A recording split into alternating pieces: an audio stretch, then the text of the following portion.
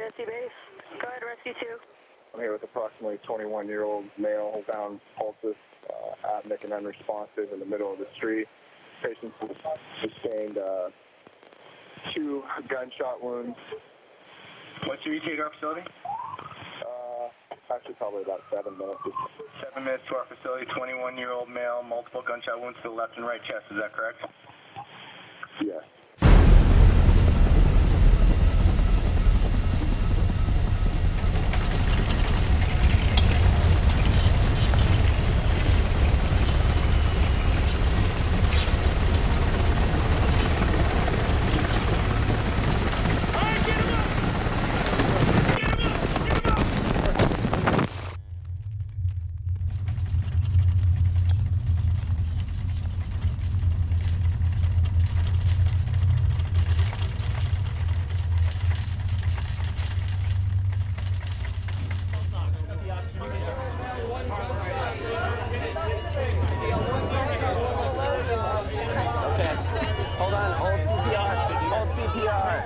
He's gonna cut it. Does he have a pulse? Give me a suction. Give me the suction. Who has the ECT? You got it?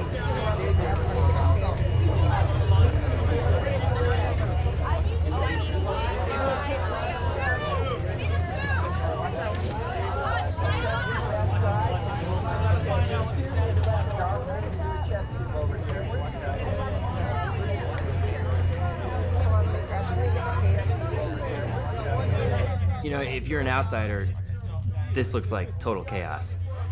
But as a doctor, I see unity in that chaos. There's a team here, and all of that coming together to save someone's life. Chest tube that side.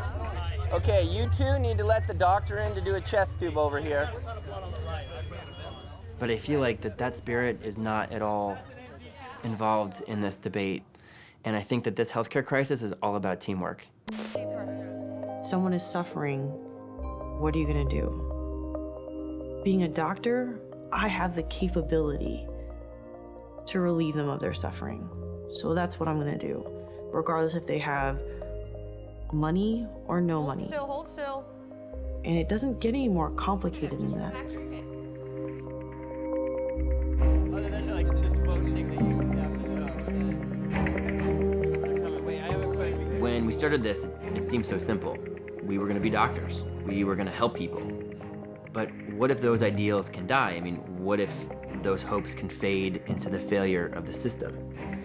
If you're a young doctor, you have to ask yourself, how do I protect the ideals I came here for?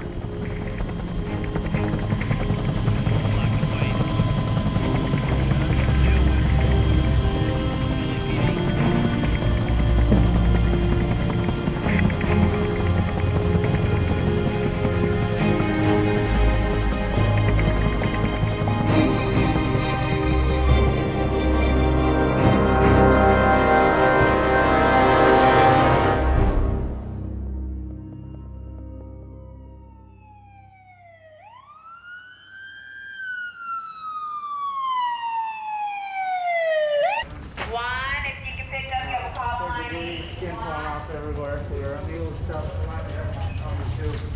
And there's no issue. Approximately 50-year-old male found on scene on the ground. Incarcerated. Full body surface areas. Look at the unknown physiology for men.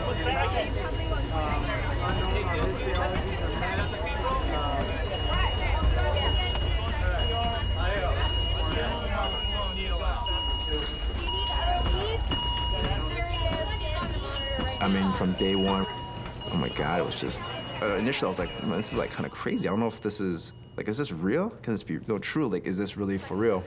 I'd been at other hospitals, I'd been other places, never seen anything like this before. You know, who's the doctors here? Who are the nurses? Who do I even talk to? It's my first day, who do I report to?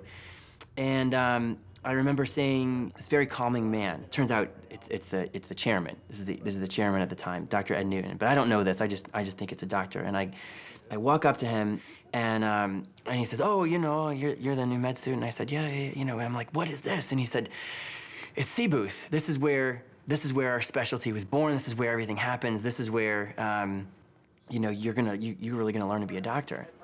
And I remember thinking, how the hell am I gonna hang here? Guys, bag him in the hall. Hey, gunshot wound to the head. All right, what are our vital signs here? right? Put this down on the side. Needle in your arm. Deep breath. Hit the patient in the head, please. 30 of atomities. Slide him up. Slide him up. Again. Slide him up. Slide him up.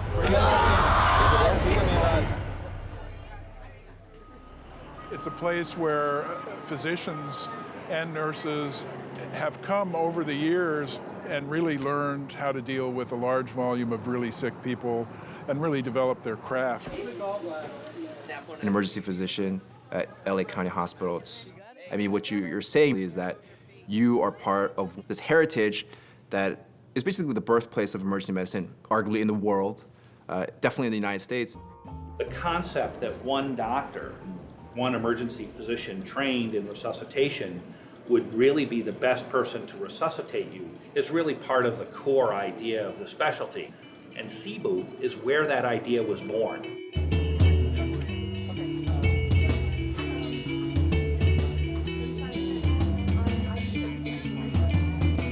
By my first week, I was still kind of trying to figure out just what the hell is Seabooth. It's hallowed ground. More people have died on that square footage than in any other location in the United States.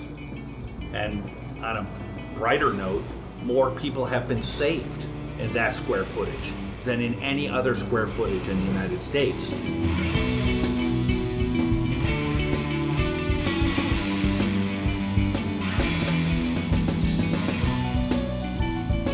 Nobody really knew what the C in Seabooth stood for. Critical booth, central booth, cardiac booth, but everyone did know it was special. And maybe it was most special for what it didn't have. There's hardly any technology, there was no doctors or nurse quarters. Maybe not surprisingly, the patients were in the middle and they were the focus. Seabooth sees the most critical patients. So be that a massive heart attack, be that severe bleeding, be that severe infection, an inability to breathe, any of the devastating illnesses that put you into shock. The sickest patients in this big population in this huge city end up in here in Seabooth, and they keep pouring in, as you can see. And it's true that people would come here on tours. When we would do tours for the residency, people would come to interview, and they would want to see Seabooth, and they would know what it was. Let's see Seabooth. And the invariable response was, that's it? This is Seabooth? It's a very small area. But again, I always tell people it's what happens here. It's not the physical space itself. Please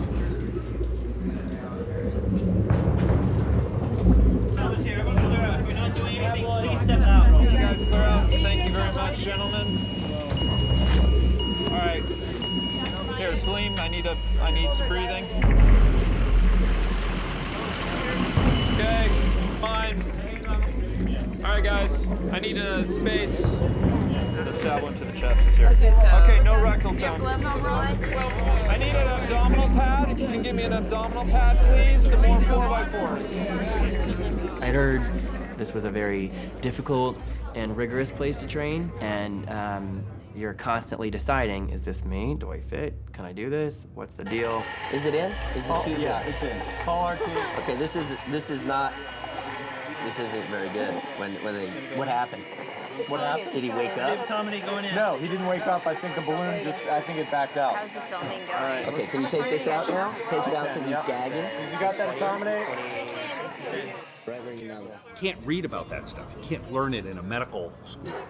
You know, no matter how many times you've read or even done a chest tube under casual circumstances, it's very different from placing a chest tube that needs to be placed in 30 seconds.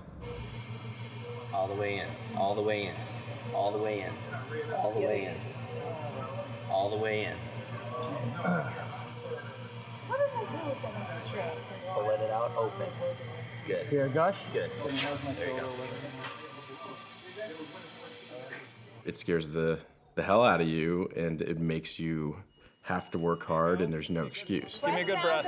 Bilateral with bagging. So, Jen, can you hold that for a second? Can you troubleshoot your tube?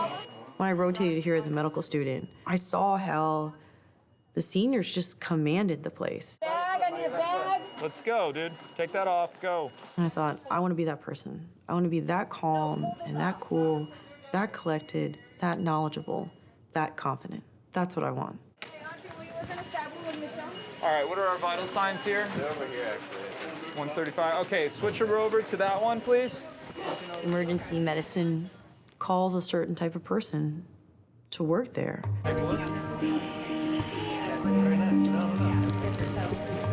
Going to emergency medicine, I like the hands-on, that there were some procedures that needed to be done.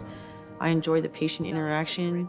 I liked the investigative process in terms of trying to figure out what was going on with the patient. And I liked the people. The people in the emergency room were just different. I really don't work out that much, but I'm really tired right now, so I'd like to stretch. That's booth 19 right there. Yeah, this is it. This is Friday night. Like, I felt strangely at home, even as a med student, getting along with people that have a good sense of humor, that are very relaxed but take their job seriously. You always hear of war and troops and the bonds and closeness of an outfit on the battlefield, and this hospital was very similar. It seemed like such a family in that way. I think it was hard not to be attracted to that. I guess the picture of me smoking in front of the no smoking signs is appropriate, but it's sort of the one break that is always respected. If you're having dinner, they'll interrupt you, but if you're on the ramp having a smoke, you're pretty much left free. Okay. I met one of the faculty who is a legend in the ER world, and he seemed to represent the place. A little rough on the edges, breaking some rules. Somebody boxed him in, and I think he personified the total opposite of a constrained, regulated medical culture, and I love that about him. Yes, I get to pee on my property. You're not putting that in the film. Billy once told me that emergency medicine was blue-collar work. No pretension, no attitude. It's right at bedtime. And it's true. Most of my classmates had no interest in status. They found their value in life's moments instead.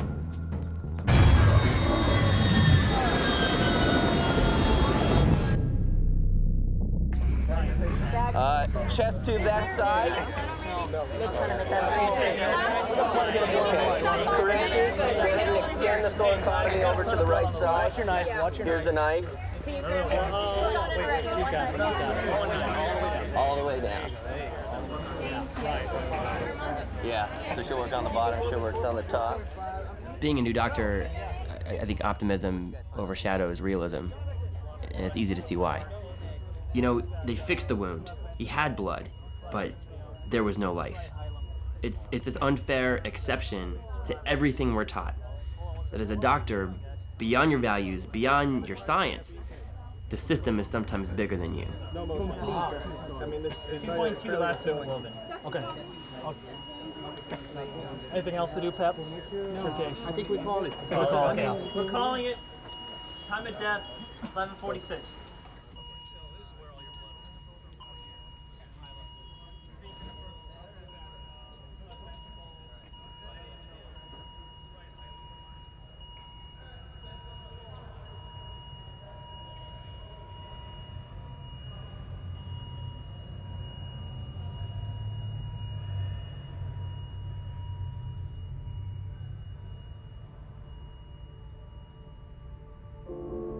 The first time I saw a patient die was actually in C booth when I was volunteering in the ED at my first month of med school.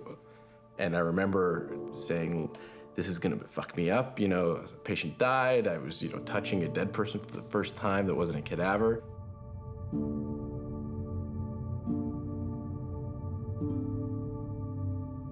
When somebody dies here, I think it's one of the moments that really connects everybody in C booth together.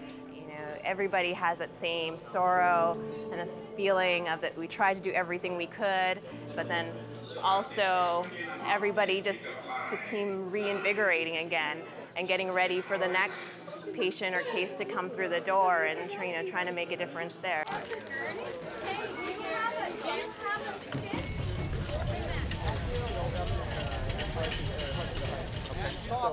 Skateboarding and What's your name? yeah.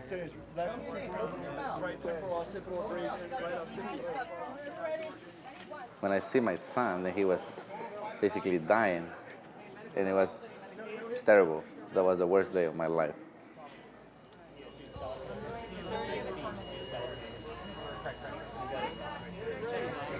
He's not protecting his airway. We got bombed us in the airway. All right. I think we should just go. All right. All right. Let me do a rectal real quick before we push that.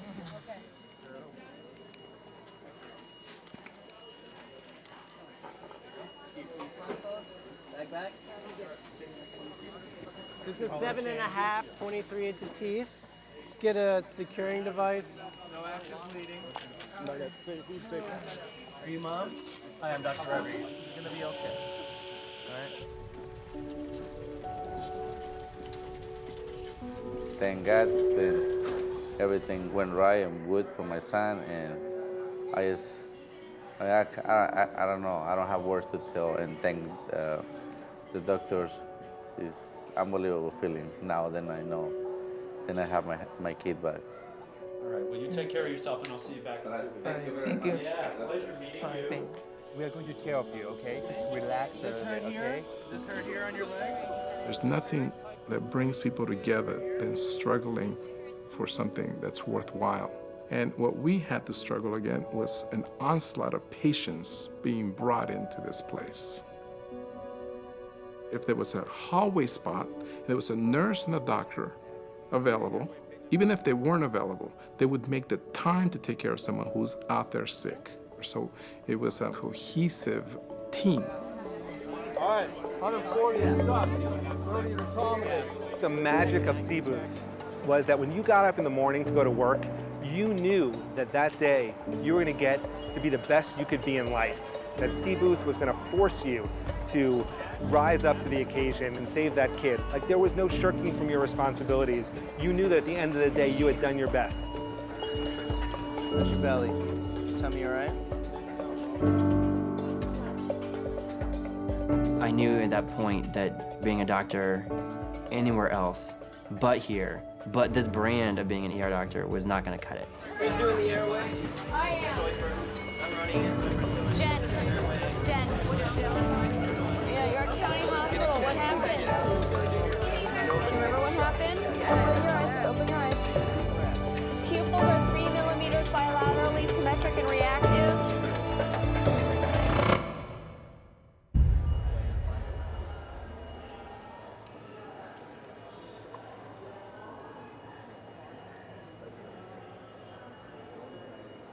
When I look back at the work that was done here, I'm proud of the work that we did here. But if you were to ask me, was it private or was it dignified? The answer to both of those questions would often be no. All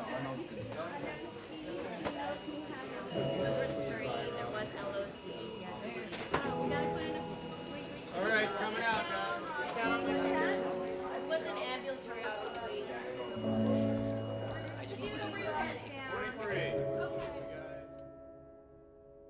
To be a 5-year-old boy coming out of a car accident or with some other type of injury and having to be next to someone in alcohol withdrawal who's, all over the gurney and obviously going to be pretty frightening for that kid. That's not fair, and I don't think it was fair for the families who had to come in and visit someone who was critically ill and see, that they had to sort of put up with all the chaos that was going on here.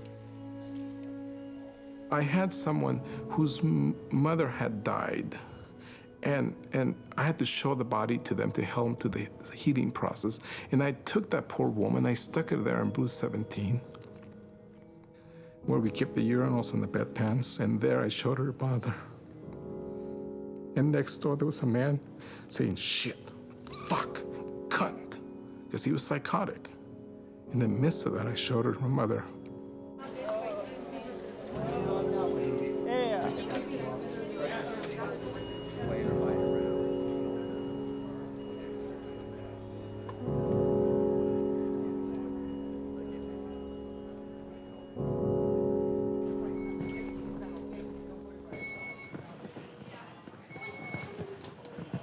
When we first made the move, I was ecstatic.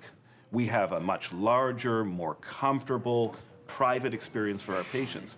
And I thought, this is paradise. This is so much of what our patients have deserved for so long. And then I remember hearing from some of the faculty and some of the residents saying, oh God, we've lost something. We have lost something. It changed the intimacy of the experience that we had with the patients. So it was basically us and the patients, and you couldn't not talk to them. You couldn't not interact with them. You were right there. There was no separating yourself from the patients. And what you'll find out now, when you go into any emergency department in the country, modern designs have basically separated us from the patients. My classmates and I are graduating, and as we figure out our roles in all this, we'll always remember a case from Seabooth. A case that seemed impossible. A case that we all could have easily given up on. All right, I got a little story for you. And I want to sort of see how you guys would handle this. 59-year-old male comes into your ER. You do all your ACLS stuff. You're doing minimizing chest compressions. You're, doing everything you know how to do. You're organizing well. Nothing.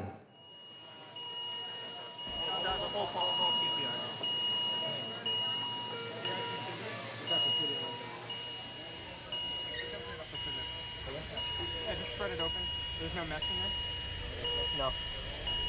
So here's 20 units of vasopressin and 2 milligrams of epi. Perfect.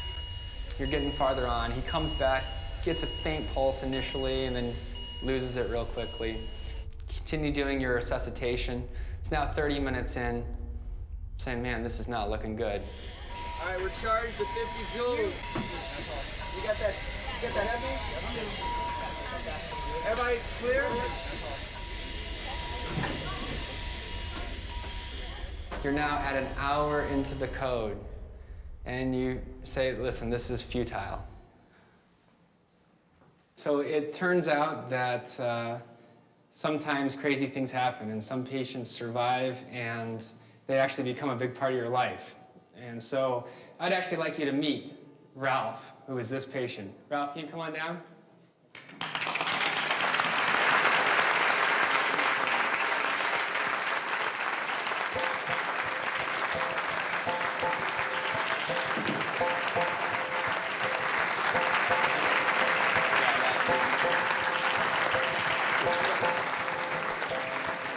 I think it's really easy to see a story like this and say, that was a miracle. But for us, watching that case was inspiring for something more.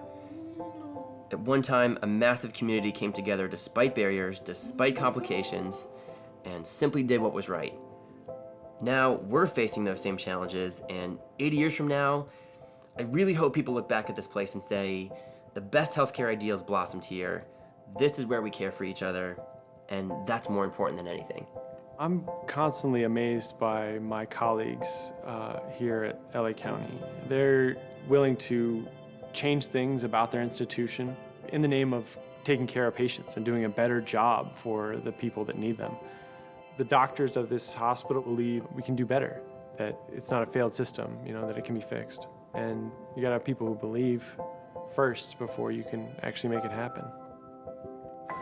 Color change. Thank you, guys. Easy with the color change. Wait a few breaths. Don't overback. Don't overback.